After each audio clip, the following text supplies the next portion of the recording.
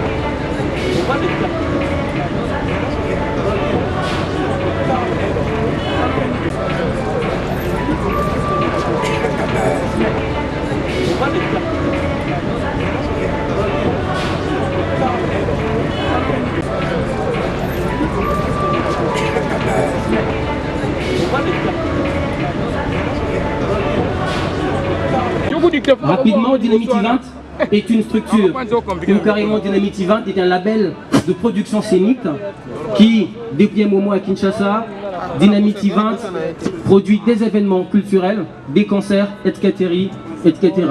Donc, on va aller un peu rapidement parce qu'on a perdu quand même du temps ici. Je veux passer la parole à M. Emi Ongo qui va nous dire ce que c'est Dynamite Event. Sous vos applaudissements, s'il vous plaît. Je sais qu'on a un petit problème, mais ici c'est quand même pas la Senko.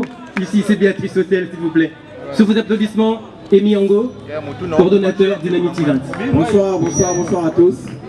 Merci d'être passé ce soir pour la présentation de l'album notre artiste de notre star. Pour être bref, je dirais que Dynamite Event est un label événementiel et scénique qui a choisi pour ce vendredi de présenter l'album d'Eritier Watanabe. Donc pour commencer, je vais passer la parole à François qui va nous donner quelques mots de circonstances et puis on va commencer la soirée. Merci. Merci très chers collègues d'être venus ce soir. Encore une fois, on réitère nos sincères excuses par rapport à l'heure à laquelle on débute. C'est vrai qu'il y a des petits problèmes de logistique, mais vraiment on s'excuse. Alors on va faire très simple. On a pris 2 heures du temps, c'est énorme. On va d'abord commencer par remercier tous les partenaires qui nous accompagnent pour cet événement. C'est la présentation officielle de l'album Retirada, tout le monde le sait. Et on remercie très sincèrement tous les partenaires qui sont derrière, Oasis, King Event, King 24, plus de 143 musiques, Télé 50 et toutes les autres structures qui nous accompagnent. Merci beaucoup. On va aller vite mais simple. On va prendre 5 questions pour nos amis des médias en ligne, ça veut dire internet comme on l'appelle communément. 5 questions et 5 questions.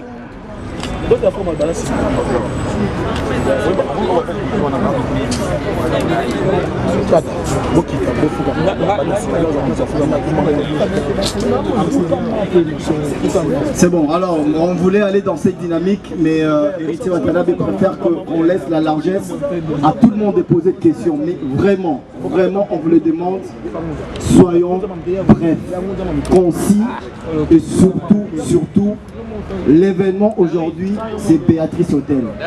N'allons pas loin de là, on parle de l'album, on parle de Béatrice, on revient. S'il vous plaît, je vous le demande. Toyebani Tebine to fonctionne. Ok, l'événement Béatrice, et puis album, et puis on s'arrête par là. Merci. On commence. Ok. Pour l'album Retirada, bien que au commun en retard déjà, Fanfare a s'excusé la place là, donc il faut avouer, on s'est à moitié pardonné. Alors, première question, ma première préoccupation est celle-ci. Héritier Watanabe en carrière d'honneur. Pourquoi carrière d'honneur? Et ma deuxième question, Héritier, depuis un certain temps, n'a remarqué, bon, moi personnellement, Comment ça va bien comme par exemple là extra.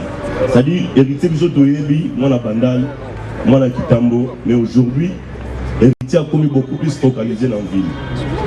On va expliquer biso si c'est pourquoi et Constant Moussou na sali Nathalie na fiche. Na moni ba Big Black, na moni ba Trace TV, ba Kin 24 et tout est consort. Mais et là on a remarqué les étoiles exactes. Autant que Banara retira les étoiles les arrêts. Il y a un alingagi au expliquer biso encore une fois. Merci à vous Fanfansou. C'est pas bon, c'est indépendamment de ma volonté. J'attendais que ça masse sur mon quota. J'étais pas loin, j'étais chez le président Daniel Massaro derrière ici. Donc voilà, tant même si on a quota et on a la côte. J'étais déjà prêt. Mais bon, même si on a quelques années bien réunies, là c'est dans le donc voilà. Il a eu 15h30, et puis là, excusez-moi. Pourquoi carrière d'honneur, les lots, tout le temps, ça a marqué. Bah, on a pas si basé là, bah, maman a choisi dans la valeur langue, dans la belé, bah, basé belé. Entre nous, ceux qui, maman m'a dit, on a zémi, tant que sous, quand l'homme est à beauté, alors la moi on a été, mais tant que ça a zémi, quand l'homme a zémi, à souhaiter moi on a zémi, à za kitoko, à za la maïele, à za la bien. Maman m'a dit, on a zémi, alors que zémi n'a pas moi n'a, il faut avoir un défaut, tout le monde n'a pas fois à l'obaraté, tout ni. Bah défaut est en train de faire ça là mais tu souhaiteras toujours malamu pour na ba biso ndenge mo beton na osala l'album na liboso je ne peux que le souhaiter marambouya bien donc voilà pourquoi dans mon monaki j'avais vu ma carrière en honneur j'avais vu ma carrière na niveau moko boye pe Dieu aidant pour recommander à tina côté penser na ngelo deuxième question c'est là qui sur par rapport à Bandal, je suis Bandal, je suis Ngembo, Kitambo, je suis voilà, Naza Marabutua. Et le but est que comme na botama na Bandal, to na kola na Kitambo, de Makambutu, faut na salara na Bandal na Kitambo, non. Yoza Moutouna na Café. J'ai habité avec Céléo na Kazaoui, j'ai habité avec Ferry na Bon Marché, avec Babindo aussi, donc Ngana Vanda presque partout. J'ai habité aussi Gombe, quand on a eu la première CO, j'ai habité avec ma mère dans l'avenue de la Gombe, côté école française. Donc voilà. Ce que nous avons à la Gombe, et ça, on a des terrains.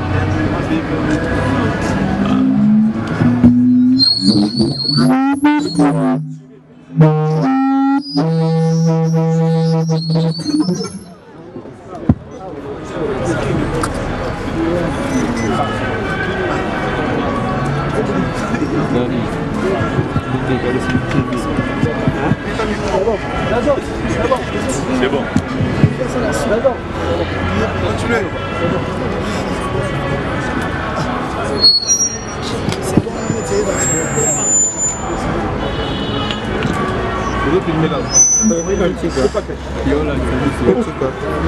Proximité.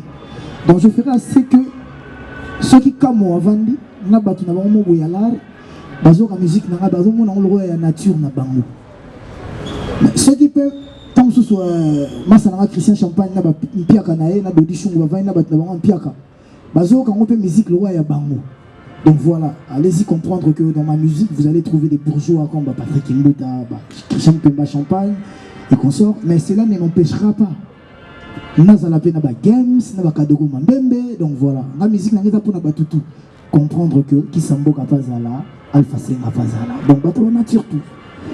Pourquoi les étoiles ezana affiché au thé? Au salaire retirade ou bien. Nga sur la salle retirade dans les étoiles, c'est que nga na bandi komi bomba. Premièrement.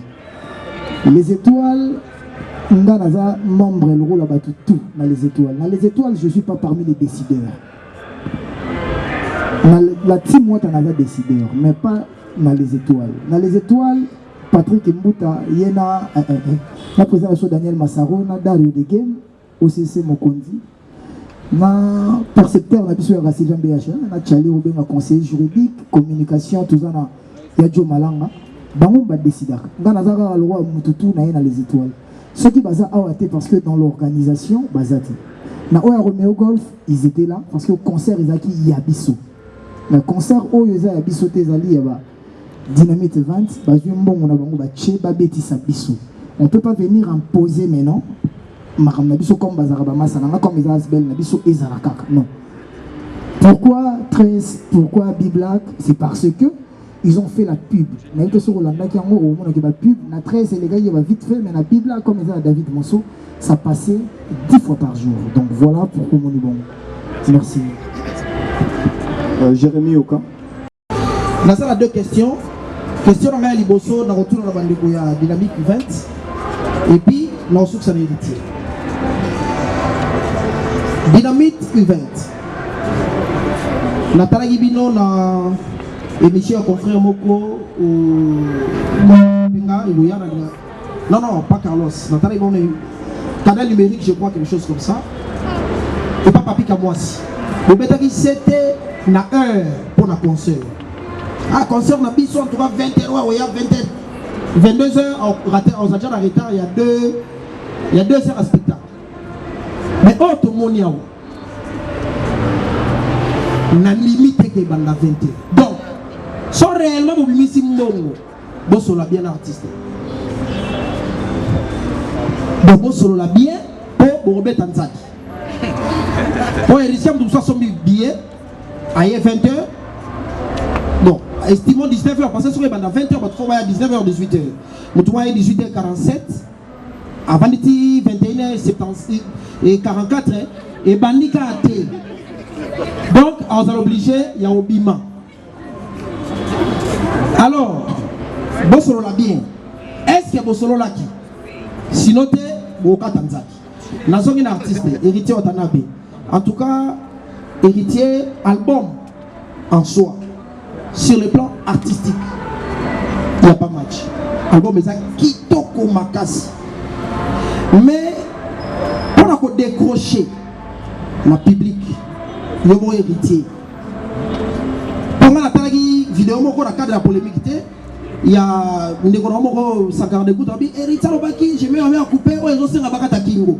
So, yomo so vandi, n'a pas tout. Tant qu'on travaille dans la toilette.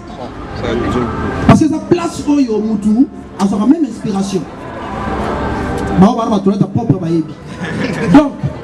quand on compte dans la toilette, hérité Watanabe, Yomoko, on va album dans les simité. Sur les simbi, on va par rapport à notre Kanisa et comme il place ligne. Voilà mes deux questions. Pour la soirée, le lobby qui est à 20h30. Moi, je t'assure qu'il est à 20h30 parce que c'est une soirée de gala. Ça veut dire qu'avant que l'artiste n'entre, il y aura Babylone aux alavants et en haut. Là, je ne peux pas le dire ici, mais si tu viens à 20h30, même si l'artiste lui-même n'est pas là, la star, à 20h30, il y aura des événements qui vont commencer avant que l'artiste n'entre. Donc, voilà pour répondre à ta question. Pendant ce sola bien, tout sola bien à nous tranquille.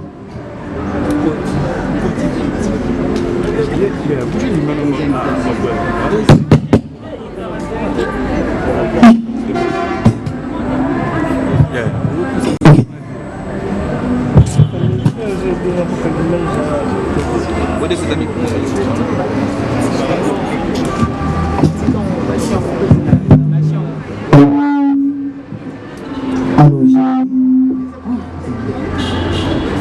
voilà, je voulais dire, Jérémy, pour le vide dans le remords. On posait ma question, tant qu'on a dit qu'à la la toilette. Donc, tina ba chambre, même dans le salon, on tika la paye. Donc voilà. Même dans le car, on a payé mon amour. Ils ont un artiste. Quand tu me poses une question, ce qui album est accroché. Mais il y a une réponse déjà sur le plan artistique. Il n'y a pas photo, il n'y a pas match. Or, moi, je ne suis qu'un artiste. Je ne suis pas un consommateur. Donc pour moi, vous avez répondu à ma question. Dans mon album,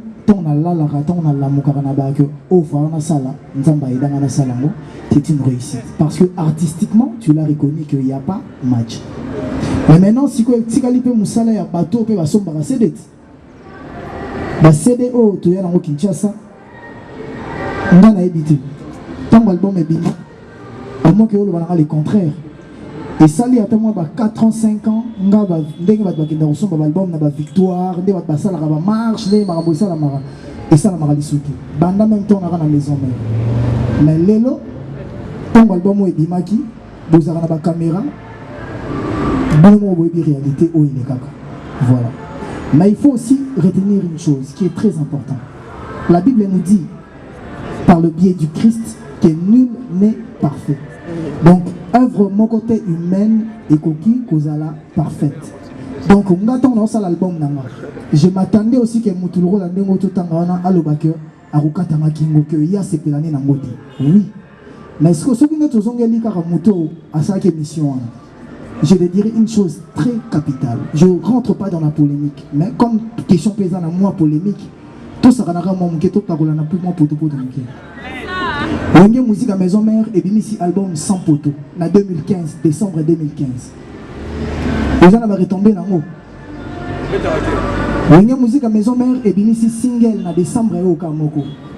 Babandela remix Yanté Bonaimba et Gimalela. Oui, va retomber dans l'eau. Donc voilà, tout côté la batterie on a été. Il fallait qu'il tourne.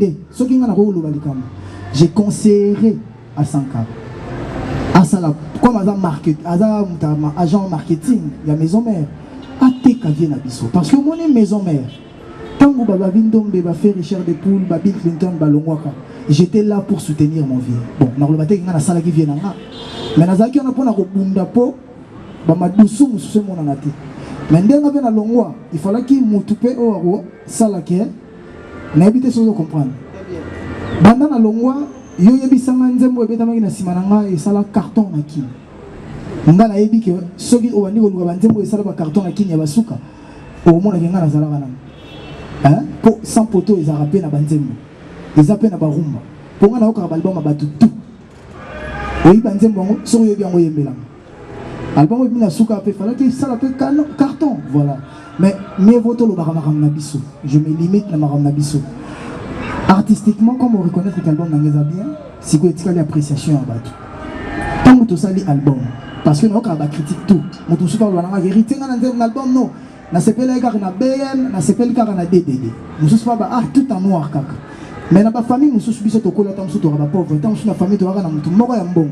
Mais quand mutu moko mbongo na mtamema ba tutu ya mikili mutu moko mbongo na kamta bongisa soki toza déjà na mwa nzembo moko mi balé to misato oyo yango ya accroché donc ça veut dire que tant ba clip ba nzembo msulu ba affection na ba nzembo j'aime mon mari obima on va promouvoir ça vous savez ba ta télé bon il que tant tout ça la promotion et ça na ba tumsulu ba pour na contre boule pour na ça la contre promotion donc voilà si qu'on a konzambe pété na ko ninga pété makam na koko ça avec makamunyo so la parfaite donc l'imperfection zali parce que quand on a mutu ils appellent œuvre humaine donc voilà donc na conscience nanga na dit que album nga na beta ozwa temps ya koyoka yango ndenge yoka yango et bimaki yango mokoti mais zwa ba album nyoso bima zwa ba nzembo nango cha yoka pour moi qui est la qualité artistique mon côté ba thème mon côté premièrement et deuxièmement vous qui travaillez na ba chaîne na ba télé na ba internet donc qui comme ça la statistique comment pour savoir que tel album n'a accroché ou tel album n'a pas accroché. Bon, ça, on a une ligne. Peut-être que tel nombre de ventes, et pas distributeur, ton nombre de vues par rapport à ton raison consommé pour y avoir des alliés palpables ou voilà. Permettez, héritier, s'il vous plaît, d'anticiper côté Olobi, il y a biso de ça, na bignon. Donc, comment on dirait qu'on corrompt moralement, il faut le dire. Les lois héritiers Watanabe, à Komana Karine Mokondi. Akomana joka kabengeli de même soto ke kota fali on akomana batu moko boye bino moko pe boso bebi samusana bino parce que bo sombi presse et empêcher héritier Watanabe azala na Freddy Akimbe na nini et empêcher héritier Watanabe azala na tonton Jive Kibala na nini. Moi je suis ouvert à tout le monde ngana zarana batu mususu doit solarati et belé va solarati moko legi nanga Moro muninga nanga. Nga ba problème, il y a ba journaliste, c'est pas mon problème. Moi mon problème, qu'est-ce que Karim Okondi rapporte à héritier? Qu'est-ce qu'un tel rapporte à héritier? Qu'est-ce que Ndala, Ndel et Alain, pardon, rapportent à héritier? C'est ça mon plus grand problème. Ce qu'il faut dans un abino 300, mais bon, on a raté. Problème n'abino batu à presse. Mais bon, on va apporter les gars 1000. C'est ça mon problème. Merci. Donc voilà. Merci à Héritier Watanabe par rapport à l'album et accroché à niveau international, super à l'aise. Alors, première préoccupation dans la est par rapport il y a BM. BM tant Bimi et mettre tout le monde d'accord, sans distinction aucune. Batba Satana quitté par rapport à la clip avec mélodie. Mais qu'est-ce qu'il a fait lorsque l'album est bimi, générique? Batouba douté nango.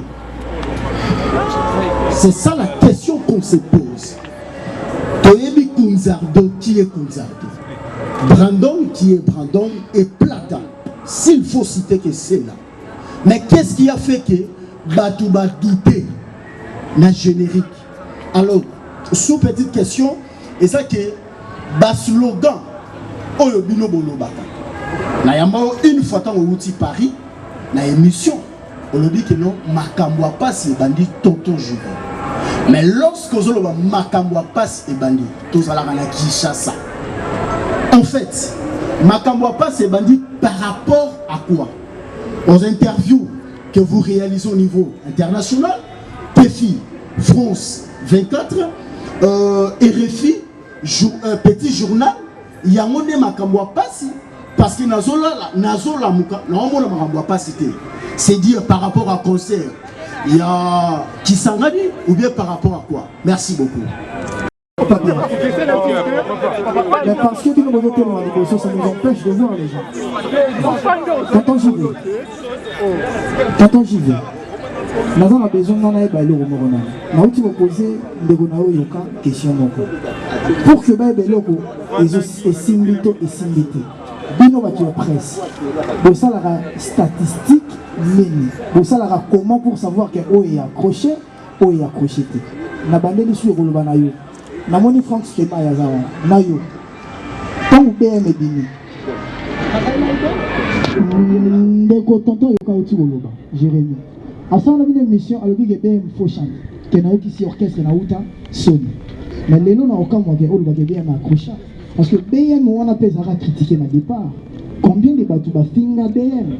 Combien de bateaux ça la émission pour nous critiquer BM? Mais on est des amis aussi.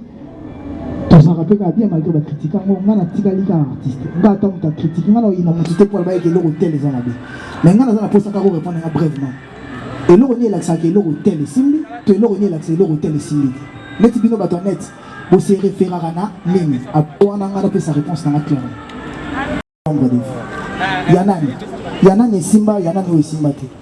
Beaucoup veut plus sur la tout bazali au côté na net sikoyo. Au plaisir il y a conférence de presse ça que ma question là. C'est que ma question na yo il faut être l'objectif. Au moins ce qui ma question na yo est solo et vous allez justifiable. Nga na za niveau wana parce que to solo la rola batu ya nzela te que na yo kaki balobaki le wana nga générique oyo yebi et betaki koleka mi ba de tomi satu après to koti batu tout baza na bible ba c'est la biso téléphone Google YouTube ba ko beta ba tali nombre ba comprendre que héritier générique tel et l'équipe a eu un nombre de vies et bien qui peut payer de mon aïe tout ce tout on a un téléphone il faut longtemps qu'il a un des générique après tout à l'heure Mako selfie du manque à la bonne moi taille moi tout ça va Mikolo yo tout la Mikolo yo nous avons une période d'album et bimi na Mikolo yo c'est que tout ça va m'arrêter comme tu veux comparer quelque chose où ça fait 2 ans dans le marché tout une année dans le marché. Là, il y a même pas 3 mois. C'est pas normal. Donc voilà, PC en autant. L'album Peignon, c'est qu'on a accroché le nez et moroti. Nous avons salle confession intime, par amour, confession intime et les kiango. Qui m'a là, tout peut-être les kiango. Donc voilà. On est comme un bobatu. On a un moussala na salle déjà. Mais le générique, on est une période moronanga, côté na net. Ce qui est comme une balai quand il est kianga. Na ba nombre batala rango awana sikonga na ko s'excuser na ba bon to futaki mais en plus ce qui est plus grave c'est quoi? Je suis pas un animateur nga ba animateur ba salika musa na bango avec ce que kumbeli ce que simbi gloire à Dieu ce qui peut simbité gloire à Dieu na ba vie to ça la réunion c'est tout ça la et simba répéter mais l'essentiel les amis dans la globalité et simba j'avais pas dit aussi que nous sommes en danger makambo pas c'est bandi na repé sur preuve quand même na le baraton on a salé orchestre makambo pas c'est bandi ça qu'on album t'étais on a salé orchestre tonton j'y vais total na ngana donc aux âmes ta presse oui mamutu Depuis la bêta concert à Romeo Golf, $100 à $50. Concert Nini VIP, $100, $100 sans invitation et Betama, il y a niveau on a depuis le 3 juillet 2015. Tilelo, Morokaka. Et tout le monde a toute la vérité. Tant qu'on va reposer la question, tu finis à la liste. Tant qu'on va faire la zone, c'est lui, tu finis la liste. Pour comprendre que depuis Betama, Tilelo, non mais Betama pété. Concert, on a un événement. Concert, on a un événement, jour et Betama va au Koufa. Et Betama, dans un grand hôtel, $20. Il y a Betama dans le solo. Pour Betama, attention, $100. Nous sommes parce que Nathalie qui est journaliste, c'est la cause de la billet. Mais tête tendai, ma beaucoup banque, alors qu'il y a un journaliste, un nombre où il y a Rolinga, à cause de la billet pour Bakode. Pour producteur à Boya qui a invitation. Mais au total, l'andoule, ah, on va concert et bêta. Vous allez avoir ma caméra, vous filmez, ah, on va concert et bêta. Vous avez vu que bêta. Quand on a bêta, on reçoit la vidéo, on va comparer. Si y a un ma cambo passion dans l'eau, il y a un ma passion. Ma passion est les amis. Merci. De la RTGA et puis MMTV sur le net. Héritier Watanabe, vous avez parlé de la musique intelligente. Alors, par rapport à Nangaï, Nangana Tuna, héritier Boy. Oyoka? Par rapport à Nangana Tuna, héritier Boy. Quand tu parles de la musique intelligente, aux autres bango par rapport, il y a différence. Il y a un poutou, Guy Malela ou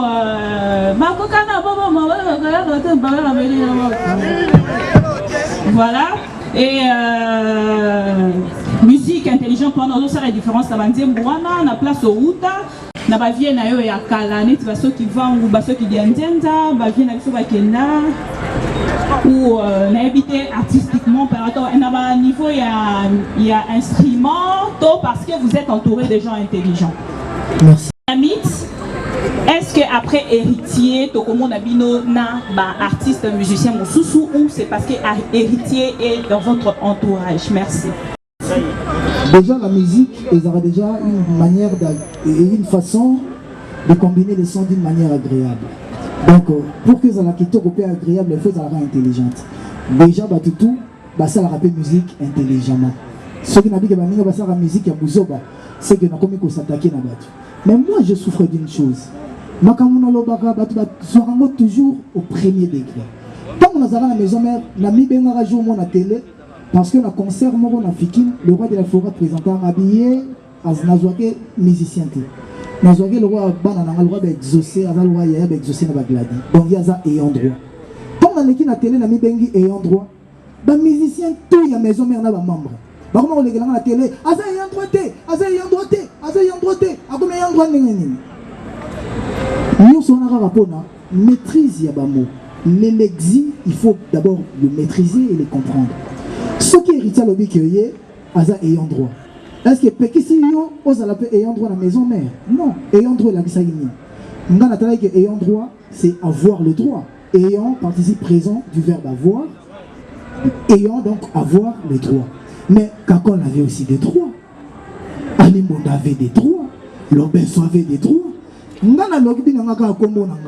cela ne veut pas dire que comme Nanaza est en droit, tout le monde peut l'être. Vous comprenez? Mais comme héritier de Talobakiamo, quand je parle de la musique intelligente, cela ne veut pas dire que la musique est à ceux qui vont monter que ça intelligemment, c'est que vont faire la musique intelligente. Pourquoi nous avons parce que la conception, on a 9 musiciens mélangés dans Oyama. Donc, tant que nous avons un concert, on va comprendre pourquoi nous avons la musique intelligente. Pire que ça, tout qui n'a pas de détails, pour la chlore, pour la moitié du sicorné là, ça déjà. Tosali Nzembo. La mission congolaise va s'arranger. Vous voyez combien de Nzembo ça a succès? Il y a Balukate, Chuba Chuba, Kotisanini, Balou Cézanne, Balou Betty Shit. Ils ont passé. Nzembo Nakin, ils ont d'insanité, et ça la succès. Même là, créer animation. Boza a vérité. Même ceux qui n'ont pas baraté par rapport à Motuna qui parti pris là. Mais les BM, Zoé en bandité souka. Otenini, Kotisanini, Balusanini, Longolani Nezali. Nous remonons que la nature n'a pas propre.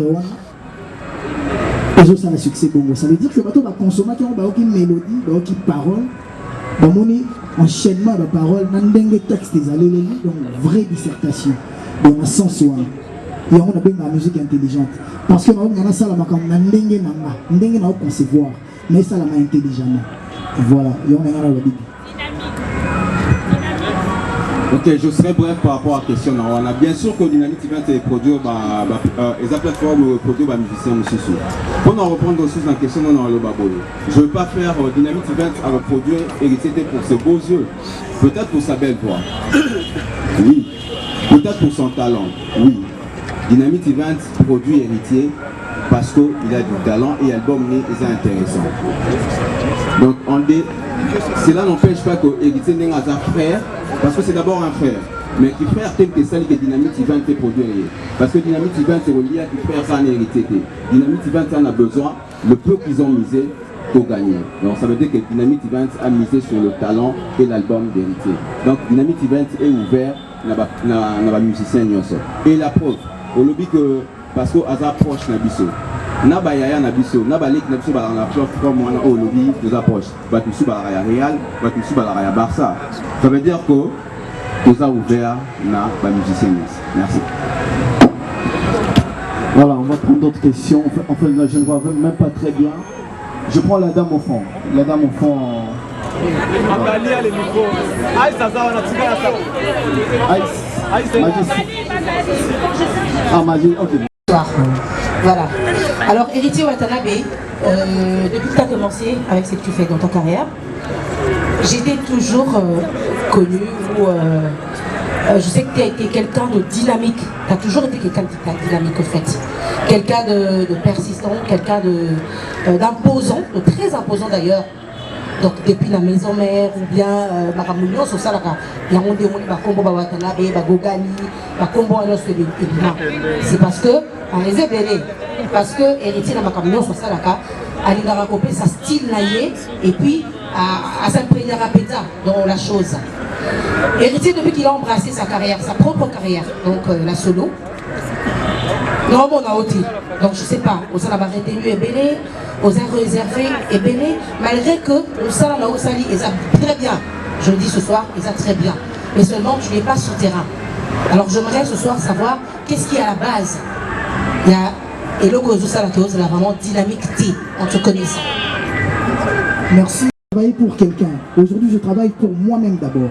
Donc tant qu'on mis l'ambelé le logo na yo on attend au l'ambelé la moto. On limite que au l'ambelé la mabe. Donc voilà. Mes problèmes les avenirs. Héritier, libosan dans mon avion, à quel côté mon boy, côté mon producteur n'a pas tout basé la ouération. Héritier, le roi américain compagnon, aïe aïe mi. Bah tout ça va se pélaner à téléviser en beau. Mais les lorsqu'ils font un tonga pe image que côté tozo kende, tout côté na rocha likolo, base l'héritier pour na ouération mais base l'héritier pour na héritier. Donc il faut na se déplacer à trop pour na zo tonga mokili moko boy. Maintenant, tu as dit solo à tour du monde en 80 jours, tu vas filer à ce fond. Christophe Colomb va découvrir l'Amérique. Mais limite que tu as l'Angleterre en Amérique et l'Angleterre en Espagne, en Angleterre en Bango, tu as dit solo à niveau. Donc, comment qui a objectif na Bango, mais le solo de Tamaka. Les lois nazo tonga, nazo miluka. Mais je pense que tant où éco-chlore, tant que résultat au bien tu vas comprendre. Mais ce que vous je vous dirais Mamagali que c'est faux. Pourquoi? Imagine, dans la Longwa orchestre maison mère, même pas 6 mois, on a Kenda Angola 2 fois, et même pas une année, on a Kenda Angola 2 fois. Budget privé, il y a des gens qui ont ils n'ont pas pour la moussala.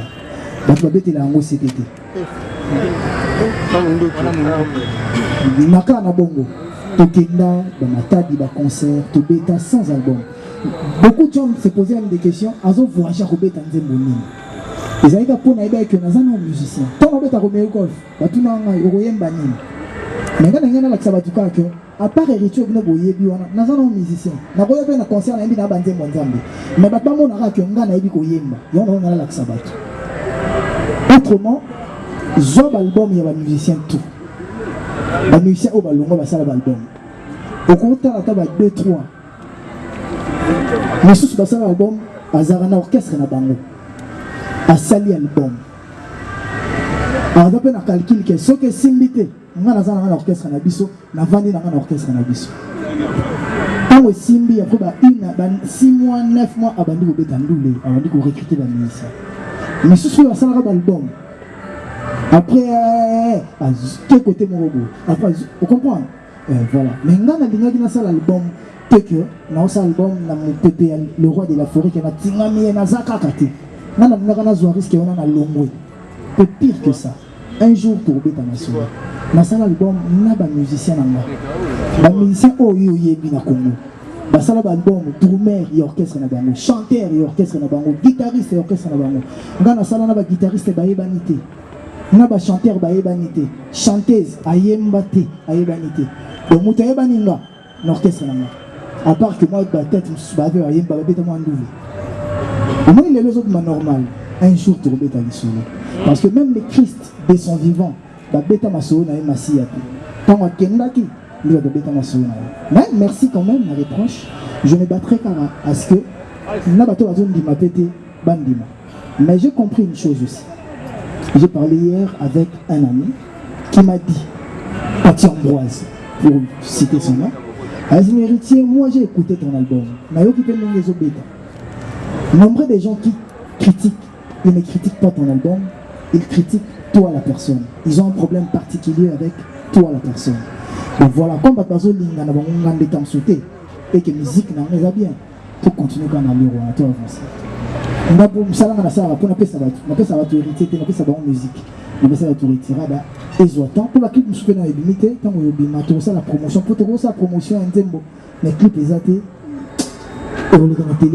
tout ça là, voilà, mais tout en noir rayé, autant la qualité à la clip, il y a un moment toujours travailler pour donner quelque chose. Parce que ce n'est pas un clip tout en noir rayé, la qualité, voilà. Donc voilà, on a un déplacement, je ne suis pas posé dans Kim, mais quand la main est pété, on va revendre. Merci. Qui n'a pas musique à maison mère, n'a le locomi, l'orchestre de Yomoko, aux autres dirigés, parce que vous avez dirigé et pas mon sous. Il y a mis balai, ils ont constant dans la salle, par rapport à l'Andegonabiso, à l'Obaki pour la générique. Ngai na moni na générique, na yo obini bienté par rapport au Nogo Bano Obina Pawira, na musique à maison mère. Obini bienté, et puis au tiki place mingi, na ba comédien, mingi tout le monde ba scénario, par rapport à ton héritier, oh la maison mère, nena bandé Obina, ce héritier bimi la piste, oh santé nous quête nous chien. Mais, et pas là yo, moko, tout le monde y a voté, donc la question là d'abord, pour la maison, on a qui peut diriger, mais on a qui diriger le roi Batituté. Voilà. Donc, c'est la vie bon aux années. La maison, on a un chef, mais, oh, bah, il bazara na pembeni na maison mère, bah, il y a casserole, Batituté, bazali, bah, il y a Magali, ici, bazara na maison, bah, il y a ma maison mère, bah, tu peux bazar, bah, il y a que, na maison mère, Nazaraki, parmi les gens qui ont décidé, c'est que rouge, ou habité blé, comme blé. Donc ça veut dire que j'avais déjà cet esprit-là. Il y a qu'on s'est donné, il y a qu'on diriger. Parce que le roi de la forêt, on a dit que RTT. Nous avons dirigé maison mère en vrai, pour être clair, c'était Kakon. Nous avons il est chef d'orchestre. Mais il y a un chef d'orchestre, il y a ceux qui ont casa. Décision dans le NDT. Décision faut tout dans le cas où c'est boga comment maintenant la faute pour dans le moitié bah oh bah et puis bah il na bon ou attendez na mon est jaune ah c'est bon na bon donc na bon déjà t'entends ça là déjà que pour battre babine pour chanter à Yemba tout le monde tout est bien bah oh bah il pour chanter à Yemba ngam na chaka nzembo autre yendo ngam na oyeba ke on a par rapport à la voix c'est que déjà zelaki iloko parce que lelo na ngamoko mais bon le roi de l'Afrique n'a pas chapeauté quand pour yende mukolo makambo en tant que grand formateur donc on a ça mambutu parce que lelo ngamoko la charge des commis charge des scoleki hérité tant soit là moi 1000 la fois que de son baba champagne na boîte parce que lelo so ina na moi 1000 na ngana nous raisonné déjà que le transport de musicien, location instrument, la charge candé et bakisane. Mais net na niveau où on peut ça peut na musala peut échanger. Mais on peut pour na on misali là. On dit que on a salo bana ba obéir na. Donc faut na travailler, na se donner bani. La maison mère ou na mo na nazo pina na nous avons en concurrence na bato. Ba musicien. Quand tu termines on a la que oh na liki na obina. Si vous voulez, on a la possibilité de faire Diego Tomish qui est dans l'équipe de Obina. Dans Obina, on a embellir l'image de l'héritier, de la clip. On a tout ça dans le clip. Parce que il y a Obina sur ma capacité, parce qu'on veut te vendre comme une star. Et une star, il faut. Ils ont des normes. Bina na yo, tout. Mais, Bina proprement. On a des danseurs de Robina, ils ont des Robina. Parce qu'on va orienter. Mais si quand on album est bini, tu vas juger. Pour ceux qui n'ont pas qui m'a cassé par mon toki, tu vas vendre que hérité aux obines sans charisme, mais bon, le musicien, il y a maison mère, vous avez une obine qui liberté, n'est-ce pas? On a une la Congolais te juger. Après, le prince de ça là, Kéba. Donc voilà. Et après maintenant, bon. Nous avons remarqué que héritier de l'Ingakotan Obi n'a commis ça. Zongue la danse. Parce que Maram peut tenir sur les APTK à tous ces justifiants. C'était des faux sofa et zali, tu viens encore dans le bon sens, de bon ici. Il y a pas que tant même où il y a concert au monde, est-ce que héritier, il y a nature, on a eu l'Ingakomon, on a bien bon manzot. Nous avons bien niveau, on a ti, Nicolas Rouya, nous avons la danse. Merci. Les comédiens, voilà, si vous ngati. Si vous avez un montage, vous avez tout, voilà. Vous avez tout dans un poteau. Les réalisateurs, vous avez ça, vous avez un landela, vous avez un clip. Et vous avez un ngati. Ils ont combien de temps ça un clip? Dans le clip, le réalisateur a dit qu'il y a un clip pour vous battre au télé macabre. Mais télé, ils ont respecté. Il y a une idée à clip. Ça va théâtre, ça va être un rôle au peso. Même si nous avons un album, mais nous avons respecté le rôle de Pessima. Soit Pissinga, Kobinate, on se robine à les caracas à Katsinabango, Nassalian. Mais nous sommes autant la clip, mais il y a des cas pourquoi? Il fallait un pinat. En tout cas, chef, il y a clip qui est le réalisateur, nous avons mis un merci. J'étais tellement énervé, déçu de ta part, le fait de nous appeler ici à 15h et vous arrivez à 18h. Franchement, je voulais me lever et partir. Parce que si on le faisait à toi, excusez-moi de te tutoyer, tu viens comme invité à une émission, à 17h, tu arrives, tu ne trouves pas les journalistes, à 17h30, tu vas démarrer ta voiture, tes connaissants et tu vas partir. Nous, on a fait 3 heures pour t'attendre. Ça méritait vraiment les excuses, pas pour un petit retard léger, non. C'est un gros et lourd retard, j'allais dire. Voilà, avant de poser la question, j'aimerais parler à Dynamite Event. Cher frère, bonsoir. Bonsoir mon frère. Je suis un peu déçu de ce que de votre système de jeu, de faire les choses. Vous avez concert ici les vendredis. Vous nous appelez pour une conférence de presse, sachant que le message sera vulgarisé et vous aurez le résultat comme la réussite de votre concert.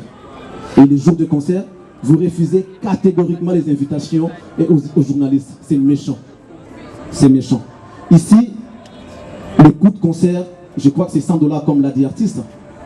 Je ne pense pas que la collation que vous allez donner à tous ces journalistes qui ont entendu au moins 3 heures de temps pour que vous puissiez être là, au plus ça va 100 $. Si je me trompe, dites-moi.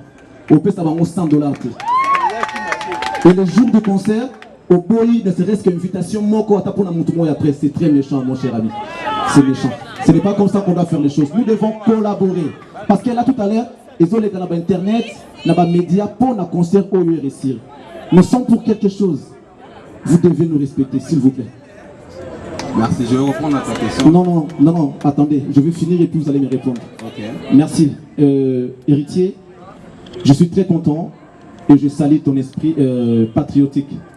Le 1er février, nous venons de perdre une icône de la politique congolaise, qui est M. Etienne Tshisekedi. Je vous ai vu habillé